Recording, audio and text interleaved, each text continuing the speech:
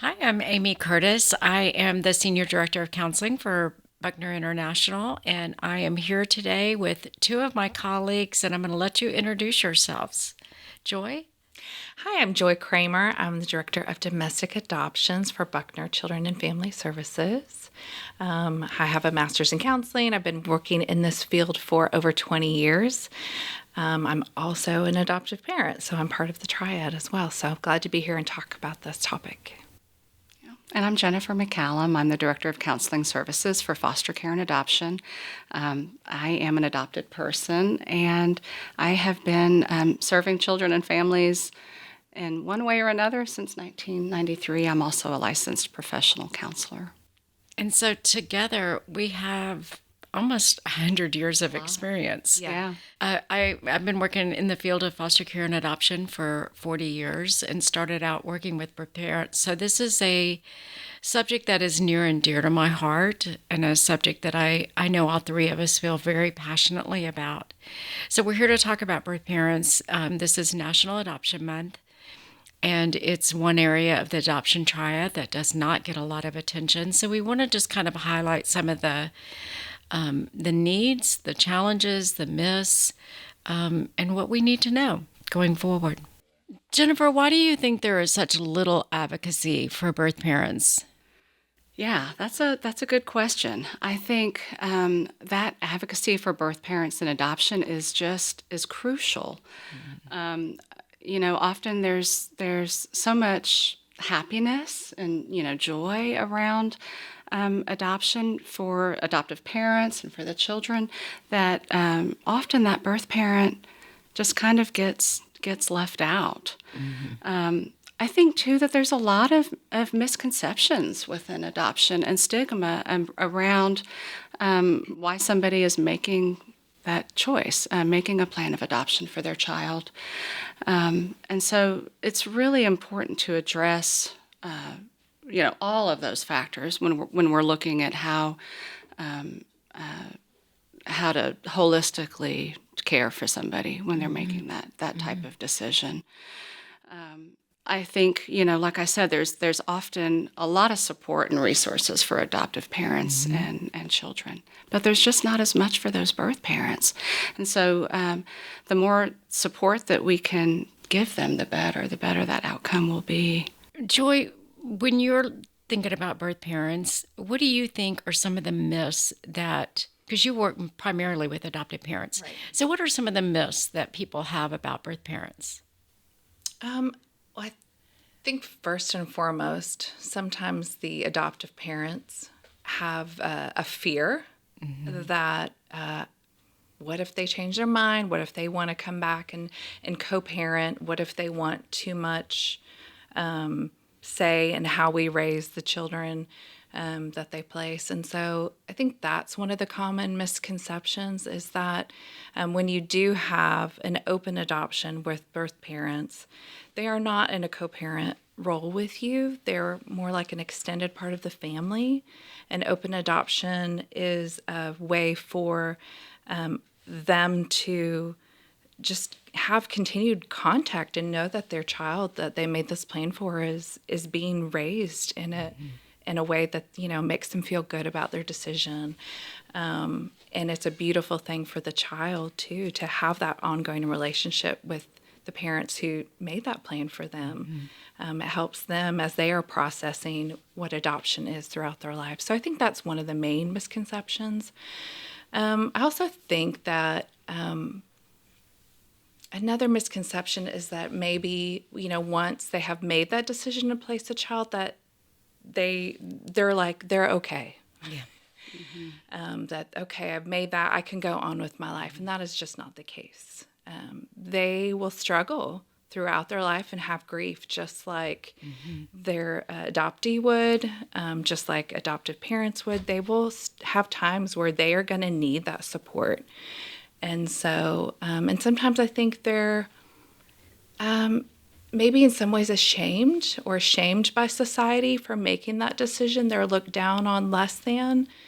And I would love to just flip that script and know that, hey, when they make that plan, that we think that they're brave and they're courageous, and we applaud them for making that selfless decision. Yeah, they get told, Yeah.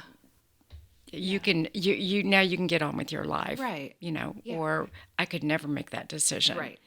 And so that just those words kind of just haunt them. No, there were so many. I think you hit on some really important ones. I think especially like you were saying that there is so much happiness, and Yes. and so birth parents often can't talk about the loss that they're feeling because they're told, well, this was the plan that you wanted, this was the decision How that you happy made. you've made this Yeah. family, Right. and Right. it kind of gets lost on them. And it gets lost a lot in just the industry of adoption. I mean, I think we've all worked for enough agencies where we have seen that, where the focus becomes on the family rather than on the birth mother or the adopted person. I'm really proud of the stance that Buckner has in that, that the focus is more on what's best for women who are considering adoption than the overall picture at times of for what that would be like for an adoptive family. We have wonderful adoptive families, but Yes, we do. we also want to make sure that everybody's making the decision that's best for them.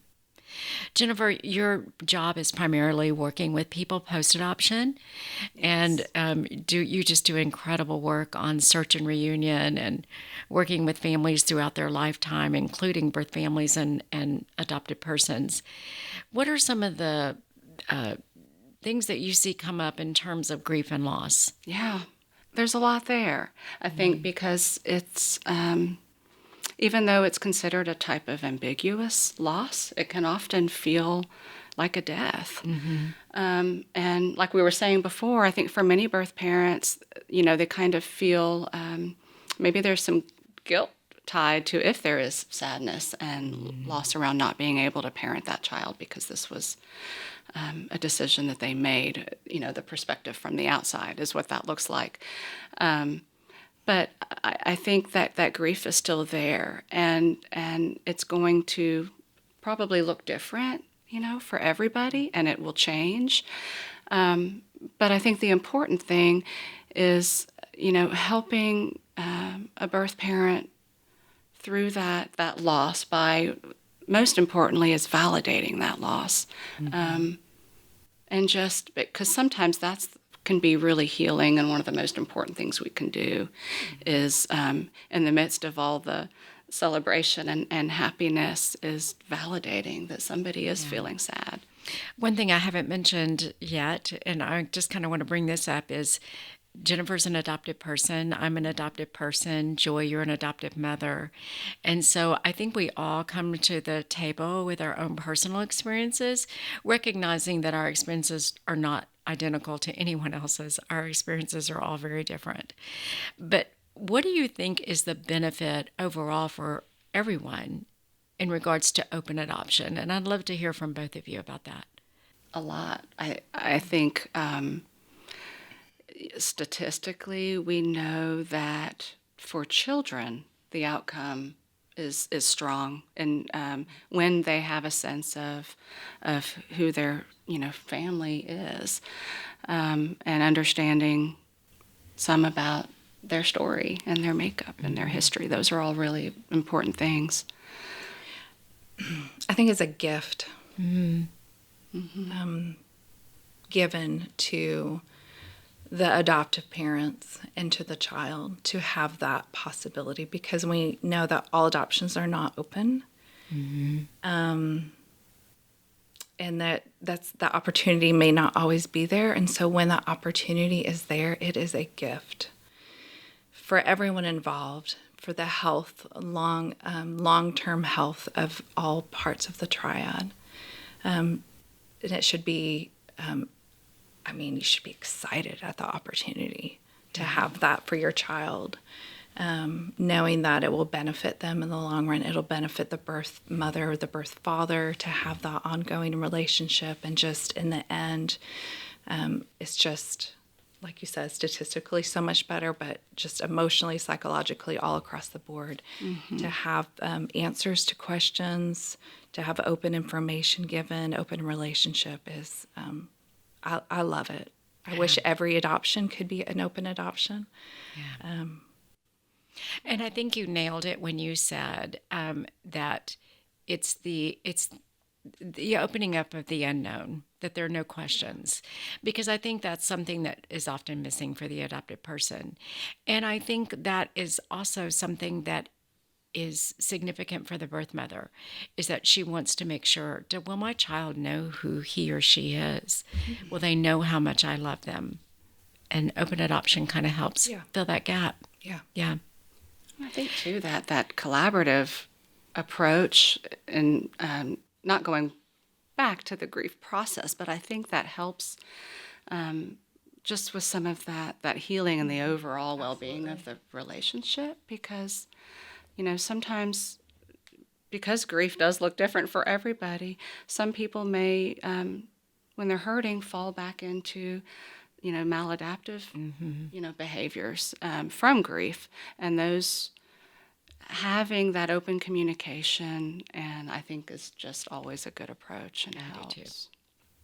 I've really enjoyed this morning and talking about this. It is a hard topic.